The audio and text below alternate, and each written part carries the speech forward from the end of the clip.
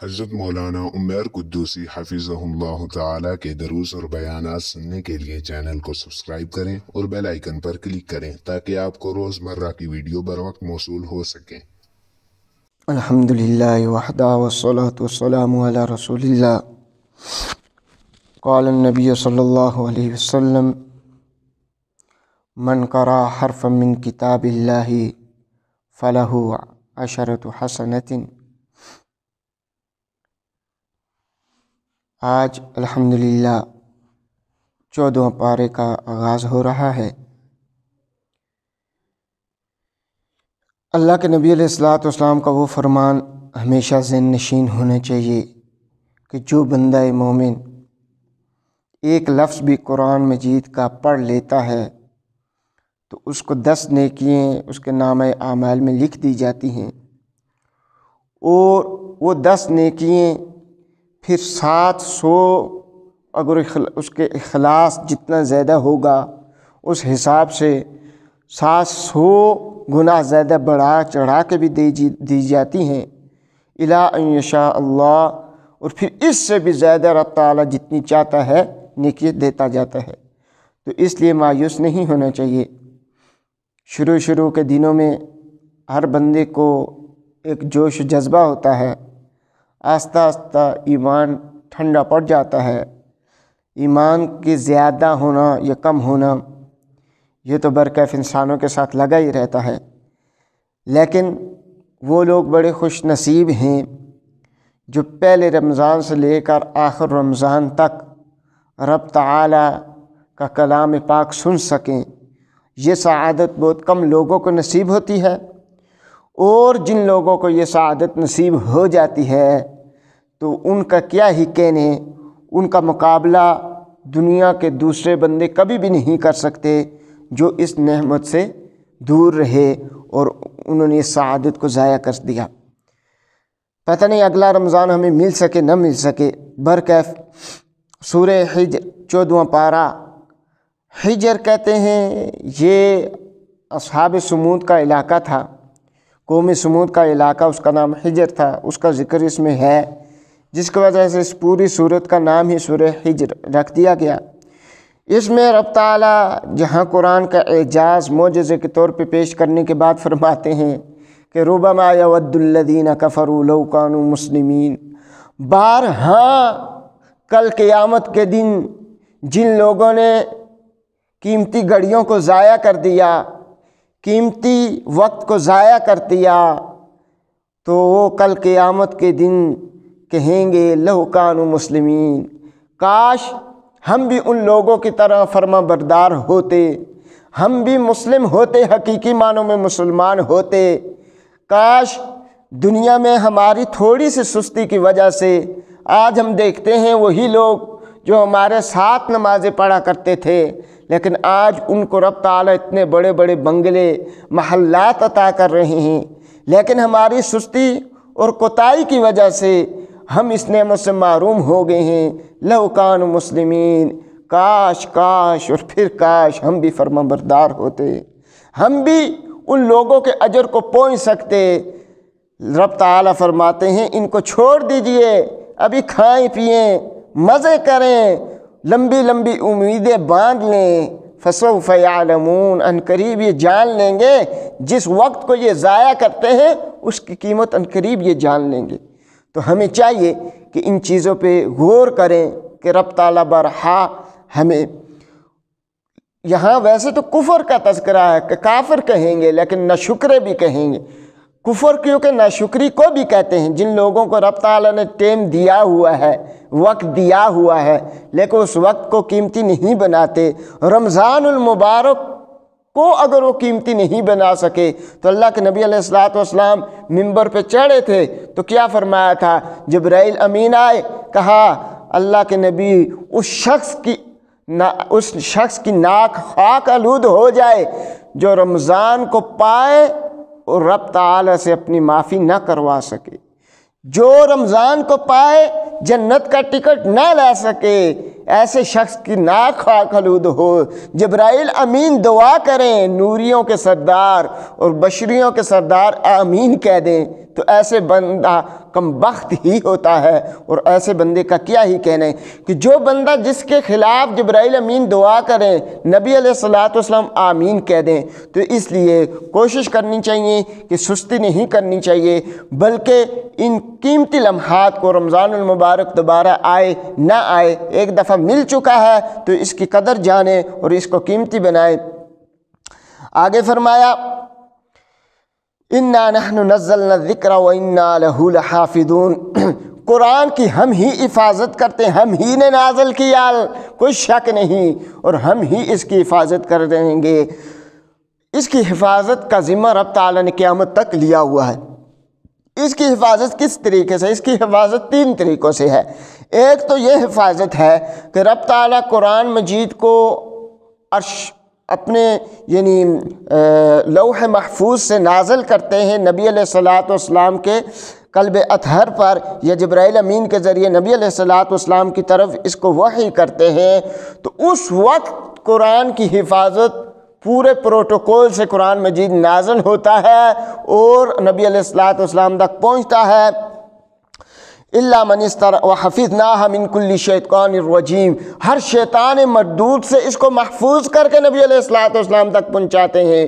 دنیاوی جتنی بھی کتابیں، جو بھی معاملات، اس کے اندر کہیں نہ کہیں خلل آ سکتا ہے، شیطان کا غلبہ آ سکتا ہے، نسیان، بھول چوک ہو سکتی ہے، لیکن قرآن مجید ایسی عظیم کتاب ہے، رب جل شانہ فرماتے ہیں کہ آسمان سے ہم اس کو نازل کرتے ہیں، پورے پروٹوکول سے نازل کرتے ہیں، شیطان اس کے قریب بھی نہیں آ سکتا، مگر بعض شیاطین کوشش کرتے ہیں ان باتوں کو سننے کی، حتیٰ کہ آسمان کے قریب پہنچتے ہیں، وہاں سے وہ باتیں سنتے ہیں، اور پھر ان کے پیچھے ایک مخصوص قسم کا ستارہ آتا ہے جو ان کو جلا کے راکھ کر دیتا ہے۔ تو اس کا وہاں ذکر کیا کہ ہم نے کس طریقے سے پروٹوکول سے، پھر اس میں نجومیوں کا، جو لوگ نجومی ہوتے ہیں وہ کس طریقے سے انسان کا حال بتاتے ہیں۔ آپ جس نجومی کے پاس جائیں گے وہ آپ کو کہے گا کہ آپ کو فلاں مسئلہ ہے، آپ کی بیوی آپ سے لڑتی ہے، آپ کے بچے آپ سے لڑتے ہیں، فلاں بچے کا نام یہ ہے، فلاں بچے کا نام وہ ہے۔ تو یہ ساری چیزیں شیاطینی ہوتی ہیں، شیطان ان کو جو ہے وہی کرتے ہیں، ان کی مدد کرتے ہیں، اور بعض وہ چیزیں جو تھوڑی سی غیبی سناتے ہیں۔ حدیث شریف کا مفہوم ہے کہ آسمان سے یہ ایک دوسرے کو اوپر چڑھ کے آسمانوں تک شیاطین پہنچ جاتے ہیں، وہاں سے یہ بات کوئی غیبی فرشتوں کی آپس میں مابین جو بات ہو رہی ہوتی ہے وہاں سے آسمانی بات سن لیتے ہیں، آگے نیچے والوں کو بتاتے ہیں، کوئی ایک آدھ بات صحیح ہوتی ہے وہ آ کے نجومی کو بتاتے ہیں، نجومی جو ہے اور وہاں سے مارا بھی جاتا ہے، پیچھے فوراً جو ہے اس کو جلا دیا جاتا ہے، لیکن پھر بھی وہ بعض دفعہ جو ہے رب تعالیٰ کی شان ہے کہ بچ جاتا ہے، وہ نیچے وہی کرتا جاتا ہے، حتیٰ کہ نیچے کے شیاطین کو یہ خبر پہنچتی ہے، وہ نجومی کو بتاتے ہیں یار مسئلہ یہ ہے، تو نجومی یہ کرتا ہے کہ ایک اس میں سچ ہوتا ہے، 99 جھوٹ ملا کے وہ کہہ دیتا ہے، تو لوگ کہتے ہیں دیکھو اس کی یہ بات سچی ہے، اس کو کیسے پتہ چلا؟ ایک بات جو سچی کرتا ہے اس کی وجہ سے اس پر پورا یقین کرتے ہیں، سب کچھ اس کو دے دیتے ہیں۔ تو اس میں یہ ذکر ہے۔ پھر آگے انسان کی پیدائش کا ذکر ہے کہ انسان نے ہمیں کس طریقے سے، ہم نے انسان کو گندے گارے سے پیدا کیا، مٹی سے پیدا کیا، پھٹی ہوئی، پھٹکنے والی، بالکل یعنی ہمیں مسنون جلی ہوئی، جو بالکل جلی ہوئی فالتو قسم کی مٹی ہوتی ہے، اس سے ہم نے انسان کو پیدا کیا، اور انسان پیدا ہونے کے بعد کس طریقے سے جو ہے تکبر میں آ جاتا ہے، حتیٰ کہ حدیث شریف میں آتا ہے، نبی علیہ الصلوۃ والسلام فرماتے ہیں جب آدم علیہ الصلوۃ والسلام کو پیدا کرنے لگا رب تعالیٰ، تو رب تعالیٰ نے حکم دیا فرشتے کو، فرشتہ زمین پہ آیا، ہر پوری زمین سے مختلف جگہوں سے مٹی لے کے رب تعالیٰ کے حضور پیش ہوا، رب تعالیٰ نے اس مٹی سے حضرت آدم علیہ الصلوۃ والسلام کو بنایا۔ آدم علیہ الصلوۃ والسلام کی مخلوق میں، ان کی جو اللہ تبارک و تعالیٰ کی مخلوق میں، آدم علیہ الصلوۃ والسلام کی اولاد میں جتنی بھی اولاد ہے، कोई काले रंग की, कोई सफ़ेद रंग की, किसी का रंग यानी रंग में चेंजिंग, या इस तरीके से जो थोड़े बहुत आपस में मुख्तलिफ रंग हैं, या इसी तरीके से और थोड़ा थोड़ा फ़र्क है। ये फ़ुरूक सिर्फ इस वजह से है कि किसी की मिट्टी कहाँ से ली गई, किसी की मिट्टी कहाँ से, तो ये सिर्फ और सिर्फ उस मिट्टी का असर है। इस वजह से मुख्तलिफ़ किस्म के इंसान मुख्तलिफ़ शक्लों में हमें नज़र आते हैं और मुख्तलिफ़ रंगों में नज़र आते हैं। चुनांचे आदम अलैहिस्सलाम का भी तफसीली ज़िक्र, किस तरीके से हमने आदम अलैहिस्सलाम को पैदा करने के बाद उसको शैतान मरदूद को कहा कि सजदा, फरिश्तों को कहा, सब ने सजदा किया, लेकिन शैतान ने सजदा न किया, चुनांचे वो मरदूदों में से हो गया।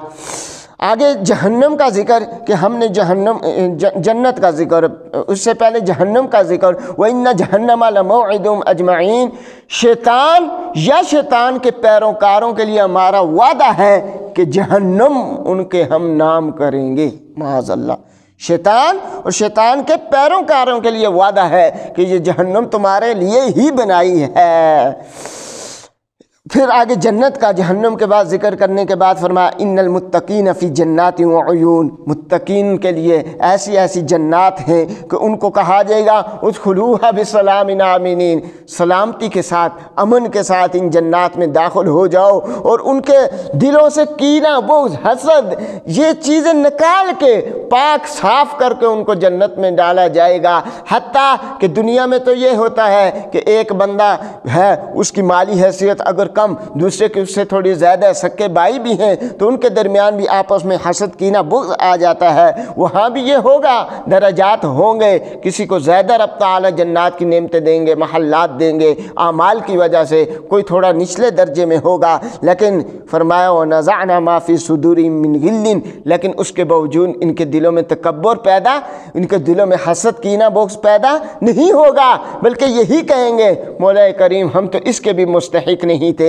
हाँ हाँ, ये ज़रूर है कि वो एक मिनट भी जो दुनिया में उन्होंने ज़ाया किया उस पर नदामत ज़रूर होगी।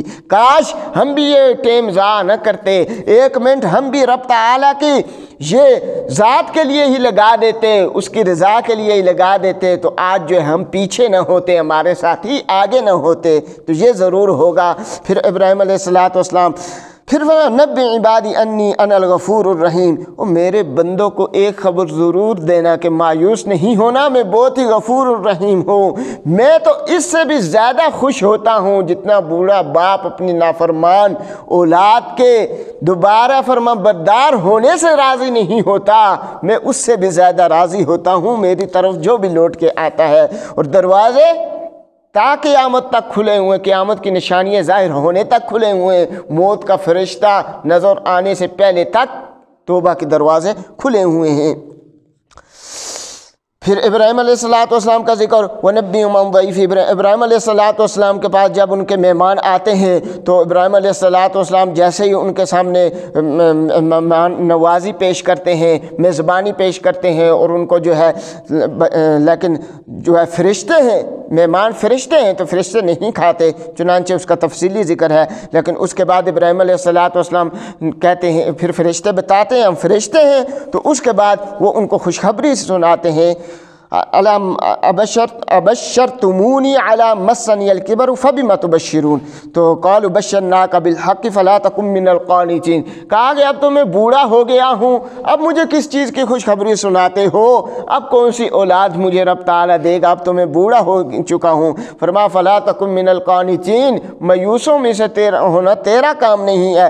व मन यक़नतु मिन रहमति रब्बिही इल्ला ज़ाल्लून, रब तआला से जो ना उम्मीद होता है वो तो गुमराह होता है।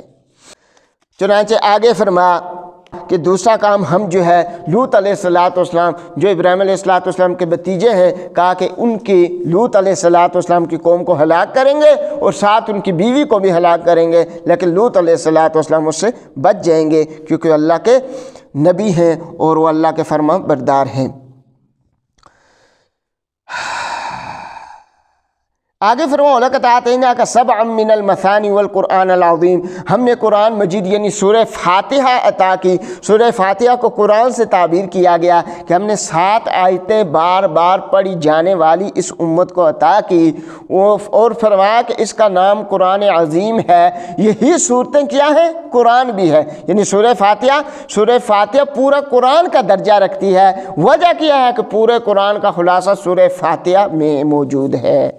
फिर फरमाया कि जो नबी अलैहिस्सलाम के गुस्ताख हैं, फरमाया इन्ना कफ़ैनाकल मुस्तहज़ीन, टेंशन नहीं लेनी, आपके साथ मजाक उड़ाने वाले के मुकाबला हम खुद करेंगे, हमारे मुकाबले में वो खड़े हैं।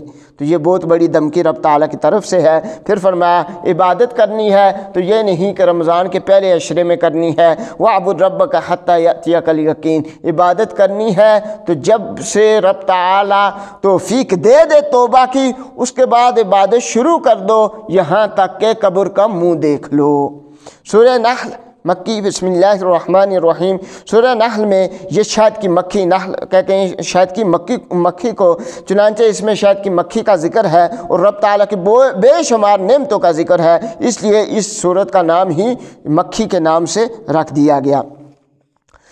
रब ताला फरमाते हैं हम ही हैं आसमानों ज़मीनों को पैदा करने वाले, उसके बावजूद जो है हमारे साथ तुम लोग शरीक ठहराते हो।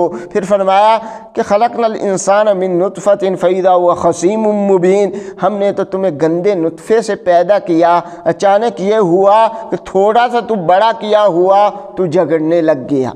आई रब ताला के दलाइल, रब ताला के कुरान व हदीस सुन के उसके बाद रूगर्दानी करना या आगे से लड़ाई झगड़े पे उतर आना, फ़ैदा हुआ खसीम मुबीन, इंसान बहुत ही झगड़ालू है। फिर फरमाया कि इसी तरीके से हमने ऐसे ऐसे तुम्हारे लिए जानवर पैदा किए जिससे तुम गर्मी हासिल करते हो, मिसाल के तौर पे ऊन वगैरह उससे हासिल करके, इसी तरीके से जूते चमड़े वगैरह से बनते हैं। तो ये सारे हमने तुम्हारे लिए पैदा किए हैं। फिर हमने खूबसूरती तुम्हारे लिए पैदा की इन जानवरों के ज़रिए से, और ये जानवर तुम्हें यहाँ से वहाँ तक उठा के तुम्हारा वज़न ले जाते हैं।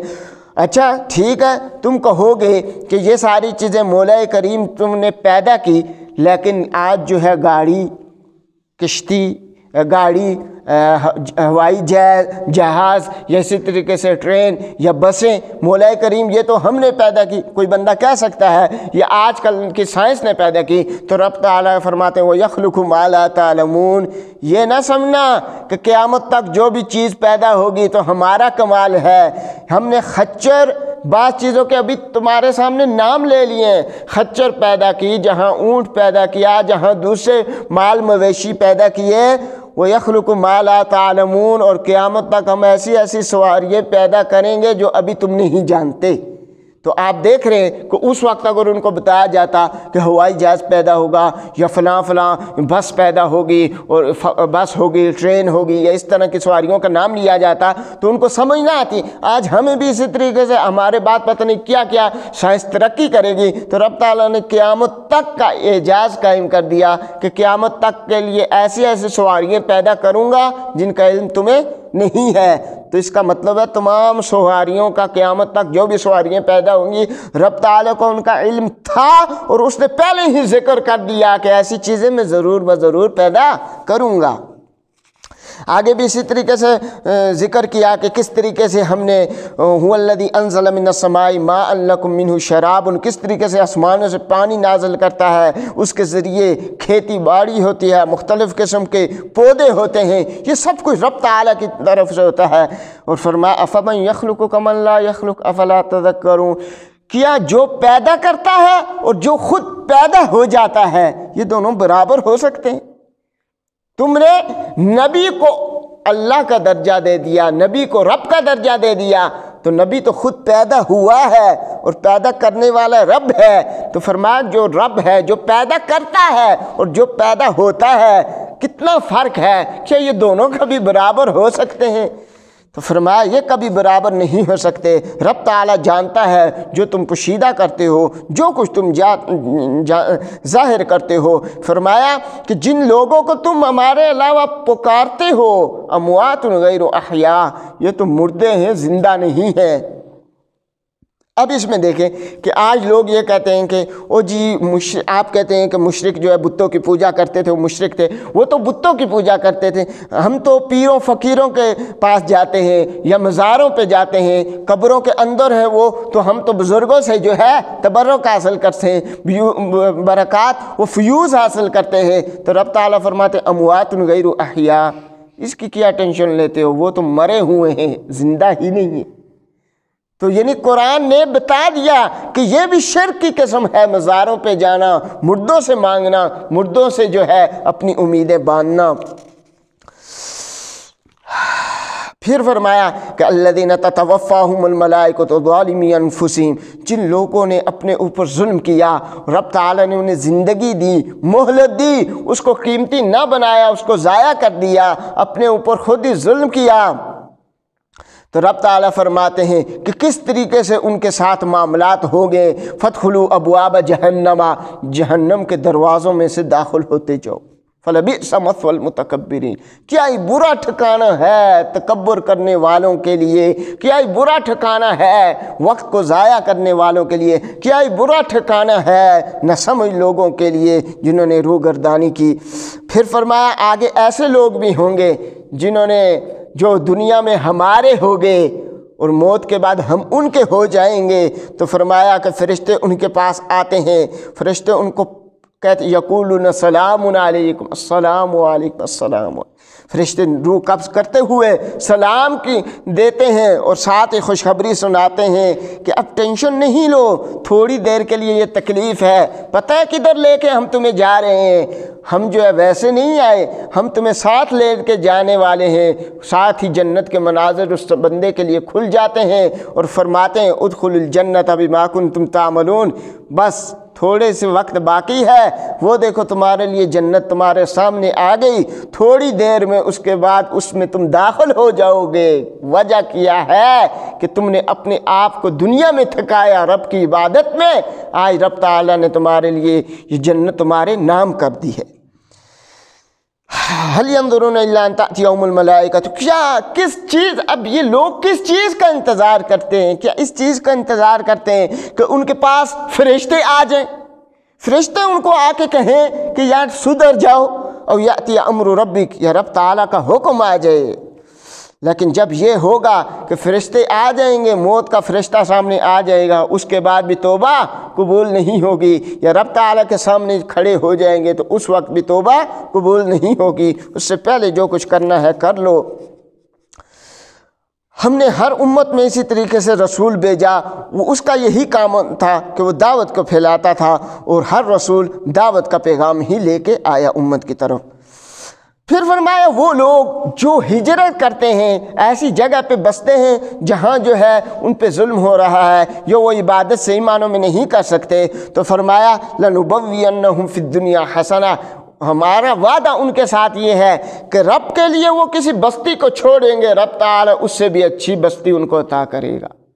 اور یہ تاریخ بھی اس چیز کی گواہ ہے کہ جب پاکستان بنا اور انڈیا سے جن لوگوں نے ہجرت کی، کلمے کے نام کی وجہ سے ہجرت کی، جو مہاجر جو ہے کراچی میں، تو اللہ کا شکر ہے آج ان کا بہت اچھا سیٹ اپ ہے اور اچھے سے اچھا کھاتے پیتے ہیں، لیکن انہی کے رشتہ دار جو انڈیا میں ہیں وہ بیچارے بہت ہی مشکل کی زندگی بسر کر رہے ہیں۔ تو انہوں نے جنہوں نے ہجرت نہیں کی وہ بھی مسلمان تھے، لیکن کیوں نہیں کی تھی؟ یار ہم یہ اپنا ملک انڈیا چھوڑ کے کہاں جائیں گے، نیا ملک ہے پاکستان، پتہ نہیں وہ بنے گا، اس میں کیا کھائیں گے کیا پئیں گے۔ تو رب تعالیٰ کہتے ہیں جو ہمارے لیے صحیح معنوں میں ہجرت کرے تو ہم وعدہ کرتے ہیں کہ دنیا میں بھی اسے اچھا ٹھکانہ دیں گے، آخرت میں تو اس کے لیے اجر ہی بے تحاشا ہے۔ لیکن شرط یہ ہے کہ صبر بھی کریں اور رب پہ توکل بھی کامل ہو، تو پھر رب تعالیٰ یہ سب کچھ عطا کرتے ہیں۔ آگے فرمایا کہ رب تعالیٰ کیا یہ لوگ نہیں دیکھتے کہ کس طریقے سے حتیٰ کہ ہر چیز کا سایہ دائیں بائیں جانب سے رب تعالیٰ کو سجدہ کرتا ہے، مطلب یہ کہ ہر چیز رب تعالیٰ کے تابع ہے، درخت، سمندر، ہوائیں ہیں جو ہے، سورج، چاند، ستارے، زمین، آسمان، سب کچھ رب تعالیٰ کے ताबे है उसके हुक्म से रूगर्दानी नहीं करता। सवाल ये पैदा होता है कि इतनी बड़ी बड़ी मखलूक़ात अगर रब ताला के हुक्म की रूगर्दानी नहीं कर सकती, नाफरमानी नहीं कर सकती, तो ये इंसान क्यों कर सकता है? तो फरमाया इस इंसान भी रूगर्दानी नहीं कर सकता, इसकी क्या मजाल, इसकी क्या ताकत।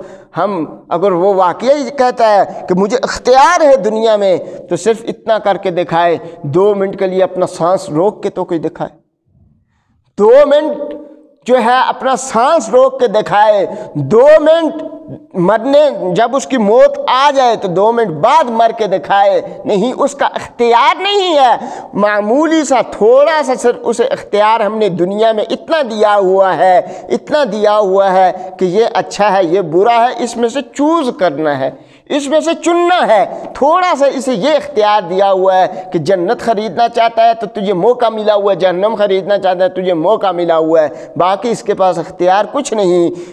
ये भी दूसरी इतनी बड़ी बड़ी मखलूक़ात के पास अगर इख्तियार नहीं है तो इसके पास क्या इख्तियार है? तो सिर्फ बात यह है कि इंसान को थोड़ा सा इतना इख्तियार मिला हुआ है कि जन्नत भी तू ख़रीद सकता है, जहन्नम भी तू ख़रीद सकता है, इन दोनों ठिकानों में से जो ख़रीदना चाहे ख़रीद ले, बाकी इसके पास कोई इख्तियार नहीं। फिर फरमाया कि इसी तरीके से आगे भी शिर्क की शदीद मज़म्मत की कि किस तरीके से ये कहते थे उनकी एक और भी वयजअलून लिल्लाहिल बनात सुब्हानहु व लहुम मा यश्तहून। मुश्रिकीन मक्का ये भी कहते थे कि फ़रिश्ते अल्लाह की बेटियां हैं। तो रब ताला ने आगे मिसाल से ज़िक्र किया कि तुम लोगों के घर बेटी पैदा हो जाए तो तुम्हारे मुंह बन जाते हैं, चेहरों पे 12 बज जाते हैं, मुंह छुपाते फिरते हो, कहते हो हमारी आग, इस अभी बच्ची का क्या करें, इसे ज़िंदा दरगू कर दें, इसे ज़मीन के नीचे उतार दें, अब तो हमारी जो है नाक कट गई। खुद तुम ये सोचते हो, क्योंकि मुश्रिकीन मक्का बच्चियों को ज़िंदा दरगू कर देते थे, नीचे कब्र के नीचे उतार देते थे। तो रब ताला फरमाते हैं खुद तो तुम्हारा ये हाल है, अपने लिए बेटियाँ पसंद नहीं करते, अपने लिए तो बेटे पसंद करते हो और कहते हो रब ताला की बेटियाँ हैं। तो ये मिसाल से समझाया कि इतनी भी अकल नहीं है, अपने लिए एक चीज़ पसंद नहीं करते तो रब ताला के लिए उस चीज़ को तुमने जो है मूरद इल्ज़ाम ठहराया हुआ है और कहा हुआ है कि रब ताला की भी बेटियाँ हैं। तो कैसे तुम फैसले करते हो, बहुत ही बुरे फैसले करते हो। फिर फरमाया कि चौपाओं को ही देख लो कि तुम्हारे लिए इसमें ही बड़ा सबक है। क्यों? गोबर खून के दरमियान से हम तुम्हें तरोताज़ा दूध पिलाते हैं। क्या कभी सोचा कि ये बकरी जो है ये घास फूस खा के आती है, तरह तरह के जो है नबातात खाती है और उसके बाद खून का रंग सुर्ख और गोबर का रंग सब्ज़, उसके बावजूद इन तमाम रंगों से हम सफ़ेद दूध निकाल के तुम्हें पिलाते हैं। क्या कभी ये सोचा है ये कहाँ से आता है? खालिसन साइगन लिशारिबीन, बेहतरीन तरीके से गले से नीचे उतर जाता है। फिर फरमाया इसी तरीके से शहद किस तरीके से कहाँ कहाँ से हासिल होता है। रब ताला मक्खी के दिल में कौन ये बात डालता है कि तू फ़लाँ फ़लाँ जा, फ़लाँ जगह जा, फ़लाँ फ़लाँ पौधा खा, उसमें से वो जाती है और रब ताला उसे वही करते हैं, रब ताला उसे इल्हाम करते हैं, हत्ता कि वो पहाड़ों की चोटी पे चढ़ जाती है, मुख्तलिफ़ किस्म के दरख्तों के जो है रस चूसती है और उसके बाद जो है शहद निकालती है जो तुम्हारे लिए शिफा बन के हाजिर हो जाता है। ये सब कुछ रब ताला करते हैं। वल्लाहु फज़्ज़ल। अच्छा फिर फरमाया अल्लाह तबारक व तआला ने बास को बास से फजीलत दी है। सिर्फ इतनी बात समझा दो कि तुम लोगों का आजकल ग़ुलामी का ज़माना नहीं, उस वक्त ग़ुलामी का ज़माना था। तो फरमाया कि तुम जो हो और तुम्हारे ग़ुलाम, तुम ये नहीं चाहते कि हम पैसे ग़ुलामों को दें और ग़ुलाम हमारी तरह अमीर हो जाएं। यानी तुम इतना भी शिर्क पसंद अपनी ज़ात में नहीं करते कि हमारे मुकाबले का कोई ग़ुलाम हो वो भी हमारी तरह अमीर हो। तो रब ताला के लिए ऐसे फ़ैसले कैसे करते हो? और रब ताला ही है जिसने तुम्हारे पोते बनाए, नवासे बनाए, तुम्हें आलो औलाद दी। ये सारी नेमतें रब ताला की तरफ से ही हैं। फिर भी समझ नहीं आती तो फरमाया ज़रबल्लाहु मसलन अब्दन ममलूकन ला यक़दिरु अला शैइन व मर। क्या वो बंदा जिसको रब ताला ने सब कुछ दिया और वो बंदा जिसको रब ताला ने कुछ भी नहीं दिया, दोनों बराबर हो सकते? یعنی شرک کا سمجھا رہے ہیں کہ ایک رب تعالیٰ کے پاس تو تمام اختیارات ہیں، دنیا والوں کے پاس تو کوئی اختیار ہے ہی نہیں، تو یہ کیسے برابر ہو سکتے ہیں؟ تو یہ رب تعالیٰ طرح طرح کی مثالوں سے برکیف شرک کی بہت سخت مذمت کی گئی ہے۔ اگر آپ بہت ہی کامل ایمان والے ہیں، اپنی طرف سے کہتے ہیں کہ میں جو ہے ہر اعتبار سے نمازیں، روزے، قرآن مجید کا پڑھنا پڑھانا ہر اعتبار سے میں پورا ہوں، لیکن مکھی کے پر کے برابر اگر آپ کے اندر شرک ہے تو سارے عمل ضائع ہو جائیں گے اور مورد جہنم آپ بن جائیں گے، جہنم کے مستحق ہو جائیں گے، اعاذنا اللہ من ذالک۔ پھر رب تعالیٰ فرماتے ہیں کہ یہ بھی تو دیکھو اپنے گھروں میں کتنا سکون پاتے ہو، رب تعالیٰ ہی ہے جس نے کس طریقے سے تمہارے گھروں میں سکون رکھا ہے۔ آج بھی ہم خود بھی کہتے ہیں کہ یار اپنا گھر جو ہوتا ہے چاہے جس طرح کچی جھونپڑی بھی ہو، اس میں جو سکون ہوتا ہے وہ محلات میں نہیں ہوتا۔ تو رب تعالیٰ فرماتے ہیں یہ کبھی سوچا ہے کہ اس طرح کا سکون وہاں کس نے رکھا؟ تو یہ بھی سوچنا چاہیے، یہ ساری نعمت رب تعالیٰ۔ پھر فرمایا یعرفون نعمت اللہ ثم ینکرونہا، او اللہ کی نعمتیں پتہ ہے لیکن اس کے باوجود ناشکری کرتے ہو۔ یہ نہیں نعمتوں کا پتہ نہیں، پتہ ہے لیکن اس کے باوجود ناشکری کے پہ اتر آئے ہوئے ہو۔ آگے آیت ہے جو کہ 3 اچھے کام اور 3 برے کاموں سے روکا، 3 اچھے کاموں کا حکم دیا اور 3 برے کاموں سے روکنے کا کہا۔ فرمایا کہ ہمیشہ عدل و انصاف پہ قائم رہنا، کبھی بھی نا انصافی نہ کرنا، دوسروں کے ساتھ احسان کرنے کی کوشش کرنا، رشتہ داروں کے ساتھ حسن سلوک کرنا، اور 3 کاموں سے منع کیا، بے حیائی سے دور رہو، بری بات سے دور رہو، زناکاری سے دور رہو۔ رب تعالیٰ تمہیں ان چیزوں کی نصیحت کرتا ہے، اور پھر فرمایا کہ اپنے وعدوں کو بھی پورا کرو۔ پھر وہ من عمل صالحا من ذکر او انثی وهو مؤمن فلنحیینہ حیاتا طیبہ، جو بھی بندہ مومن مرد ہو یا عورت جو اچھے کام کرے گا دنیا میں بھی ہم اسے پاکیزہ زندگی دیں گے، اور آخرت میں جو ہے ہم اس کا بہت زیادہ درجات بلند کریں گے اور جنات اس کے نام کر دیں گے۔ پھر فرمایا قرآن جب بھی پڑھو تو اللہ سے پناہ مانگو، کیونکہ اکثر دفعہ یہ ہوتا ہے کہ ایک بندہ قرآن سے ہی، جتنے گمراہ فرقے ہیں بعض دفعہ قرآن سے ہی استدلال کر رہے ہوتے ہیں اللہ نے یہ فرمایا، جبکہ وہ اس کا معنی ہی الٹ کر رہے ہوتے ہیں۔ تو فرمایا کہ جب قرآن پڑھو تو قرآن پڑھنے سے بھی پہلے رب تعالیٰ سے یہ پناہ مانگ لیا کرو، مولا کریم شیطان مردود سے ہم تیری پناہ میں آتے ہیں، تو اس سے ہمیں محفوظ رکھنا اور قرآن مجید کا صحیح فہم ہمارے دلوں میں اتار دینا۔ پھر ان کا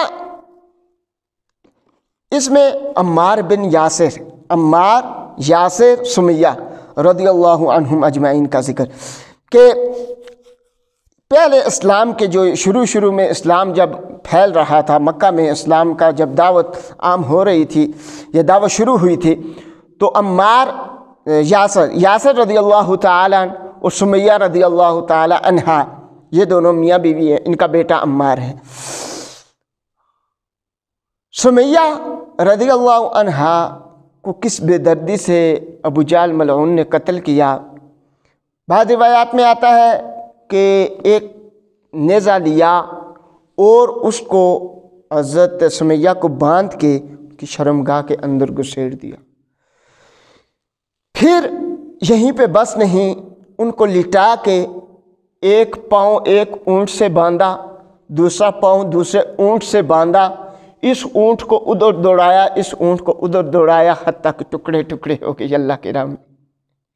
یہ وہ عورت ہے کہ آج ہم دنیاوی معاملات میں اکثر سوچ میں پڑ جاتے ہیں، اور میں نے اپنے بعض قریبیوں سے بھی یہ، اور بہت یعنی دوستوں یاروں سے بھی اس طرح کی بات سنی کہ کہتے ہیں کہ یار ہمیں تو رب تعالیٰ نے جو ہے کوئی دنیا میں کوئی اس طریقے سے مال و دولت سے نہ نوازا، تو بس اس وجہ سے دل مطمئن نہیں ہوتا، عبادت کرنے کا دل نہیں کرتا۔ تو یہ سمیہ تو وہ ہیں جو کہ مولا، یعنی ایک غلام ہی کی طرح، ابو جہل کی ایک طرح کی غلام ہی تھی، غلامی کی ہی زندگی ان لوگوں کی بسر ہو رہی تھی۔ انہوں نے یہ شکوہ نہیں کیا کہ ہم اتنا کیوں اذیت جی لیں، ہم رب تعالیٰ کی راہ میں اتنی کیوں تکلیفیں جی لیں، انہوں نے یہ نہیں کہا کہ ہم کیوں ٹکڑے ٹکڑے ہو جائیں، ہمیں تو رب تعالیٰ نے دنیا ہی نہیں دی، بلکہ جیسے ہی رب تعالیٰ کی دعوت ان تک پہنچتی ہے کہتی ہیں اچھا، فوراً جو ہے تیار ہو جاتی ہیں، حتیٰ کہ 2 اونٹوں کے ساتھ باندھ کے مخالف سمت دوڑایا جاتا ہے، ٹکڑے ٹکڑے ہو کے یہ عورت رہ جاتی ہے اور یہ اسلام کی پہلی شہیدہ کہلاتی ہے۔ اللہ ہمارا شمار بھی ان لوگوں کے ساتھ فرمائے۔ پھر یاسر رضی اللہ تعالی کو بھی اسی طریقے سے تکلیفیں دے دے کے شہید کر دیا جاتا ہے۔ عمار جو ان کے بیٹا ہیں ان کو لے جایا جاتا ہے اور سمیہ اور یاسر کی جنازوں کے پاس لے کے جا کے کہا جاتا ہے یہ تیرے ماں باپ ان دونوں کو ہم نے قتل کر دیا ہے، اب تیری باری ہے، تجھے بھی قتل کرنے والے ہیں، یہ بتا کہ تو اسلام کو گالی دے گا یا نہیں۔ یہاں پہ کیا ہوتا ہے کہ عمار بہت مجبور ہو جاتے، ماں باپ کی موت اپنی آنکھوں سے دیکھی، خود اتنی تکلیف میں جی لے، حتیٰ کہ برداشت نہ ہوا تو زبان سے ایسی بات نکال دی جو اسلام کے منافی ہے، کلمۃ الکفر کہہ دیا۔ روتے روتے نبی علیہ الصلوۃ والسلام کو ڈھونڈتے ڈھونڈتے نبی علیہ الصلوۃ والسلام کے پاس پہنچائے۔ اللہ کے نبی، میں نے کلمۃ الکفر کہہ دیا لیکن مجبور تھا، برداشت نہیں ہو رہا تھا۔ رب تعالی نے فوراً عمار کے لیے فوراً آیت نازل فرما دی، فرمایا کہ وہ بندہ جو رب تعالی پہ کامل ایمان رکھتا ہے لیکن مجبوری کے تحت کبھی کبھار کلمۃ الکفر اس کی زبان سے نکل جاتا ہے تو ہم اس کا مواخذہ نہیں کرتے۔ تو یعنی اگر آپ پہ اتنی سختی ہو گئی ہے، کسی نے تلوار آپ کے گردن پہ رکھ دی، تو اس وقت اگر آپ یہ کہہ دیں، کفریہ کوئی بات کہہ دیں تو اس پہ آپ کا مواخذہ نہیں ہوگا۔ لیکن بلال رضی اللہ تعالیٰ عنہ وہ صحابی ہیں انہوں نے لاکھ بار کہا لیکن وہ نہیں مانے، انہوں نے کہا نہیں، ہم جو ہے اس چیز کو پسند نہیں کرتے۔ اجازت ہونے کے باوجود بعض صحابہ نہیں مانے اور انہوں نے تکلیفیں جی لی، لیکن اس کی اجازت ہے۔ اسی طریقے سے ایک بستی کہ کس طریقے سے مطمئن زندگی گزار رہی تھی، لیکن رب تعالیٰ کی نعمتوں کی ناشکری جیسے ہی اس نے کی تو رب تعالیٰ نے انہیں بھوک کے کپڑے پہنا دیے، بھوک کا لباس پہنا دیا اور خوف کا لباس پہنا دیا۔ تو اس وجہ سے ناشکری جو ہے اس کی شدید مذمت کی گئی۔ اور آخر میں ابراہیم علیہ السلام کا ذکر کہ ہمارا جو ہے خلیل کیسا تھا کہ ان ابراہیم کان امۃ قانتا للہ حنیفا ولم یکن من المشرکین۔ ابراہیم اگرچہ ایک آدمی تھا لیکن پوری امت کے برابر تھا، کیونکہ وہ ہمارا ایسا پکا دوست تھا کہ شرک کے قریب سے بھی نہیں گزرتا تھا، اور اس سے بڑھ کے وہ ہمارا شکر گزار رہتا تھا، ہمیشہ ہماری دی ہوئی نعمتوں پہ شکر ادا کرتا تھا۔ ہم نے اسے دنیا میں بھی وہ شانیں دی اور آخرت تو ہے ہی اس کے لیے۔ دنیا میں کیا شانیں دی؟ یہود ہوں، نصارہ ہوں، مشرکین مکہ ہوں، مسلمان ہوں، سارے کے سارے ابراہیم علیہ السلام واحد وہ پیغمبر ہیں جن کو سارے مانتے ہیں۔ تو رب تعالیٰ دنیا میں ان کو یہ درجہ دیا کہ یہود و نصارہ بھی ان کی عزت کرتے ہیں اور مشرکین مکہ بھی ان کی عزت کرتے ہیں، تو مسلمان تو کرتے ہی کرتے ہیں، سارے انبیاء کی عزت کرتے ہیں۔ تو یہ رب تعالیٰ نے ان کو انعام دیا۔ اور پھر یہیں پہ بس نہیں، سرکار دو عالم اب ابراہیم علیہ السلام کو رب تعالیٰ نے یہیں پہ بس نہیں، رب تعالیٰ نے انہیں انبیاء کا یعنی ان کی ذریت سے اولاد انبیاء پیدا کی، حتیٰ کہ ابراہیم علیہ السلام کے بیٹے اسحاق سے کم و بیش 4000 انبیاء پیدا ہوئے۔ کتنے؟ ابراہیم علیہ السلام کے بیٹے اسحاق سے 4000 انبیاء پیدا ہوئے کم و بیش، اور آخر میں ان کے بڑے بیٹے اسماعیل سے جناب محمد صلی اللہ علیہ وسلم پیدا ہوئے جو ان سارے پیغمبروں کے امام بنا دیے گئے۔ تو وہاں 4000 انبیاء پیدا ہوئے اور ادھر ایک نبی پیدا ہوئے لیکن سب کے امام۔ تو رب تعالیٰ نے یعنی ان کو ابراہیم علیہ السلام کو یہ درجہ دیا کہ ان کی اولاد پیغمبروں کی اولاد، یعنی ان کی اولاد ساری کی ساری یا اکثر بیشتر پیغمبر ہی ٹھہری۔ پھر آگے اصحاب صفت یہودیوں کا ذکر، اور آخر میں فرمایا کہ آپ لوگوں کا کام یہ ہے کہ رب تعالیٰ ادعو الی سبیل ربک بالحکمت والموعظۃ الحسنہ، رب تعالیٰ کے دین کی طرف بلانا کبھی نہ بھولیے، جب بھی نیکی کی بات آئے نیکی کا دست دیجئے اچھے واعظ و نصیحت کے ساتھ، اور اگر لڑائی جھگڑا کرنا پڑے یا بات چیت میں مناظرے کی نوبت آ جائے، بحث مباحثے کی آ جائے، تو اس میں بھی کوشش کریں اپنے اخلاق کو نہ جانے دیں، اچھے اخلاق سے لوگوں کو سمجھانے کی کوشش کریں۔ دعا اللہ تبارک و تعالیٰ ہمیں سمجھنے کی توفیق عطا فرمائے۔ سبحانک اللہم و بحمدک اشہد ان لا الہ الا انت استغفرک و اتوب الیک۔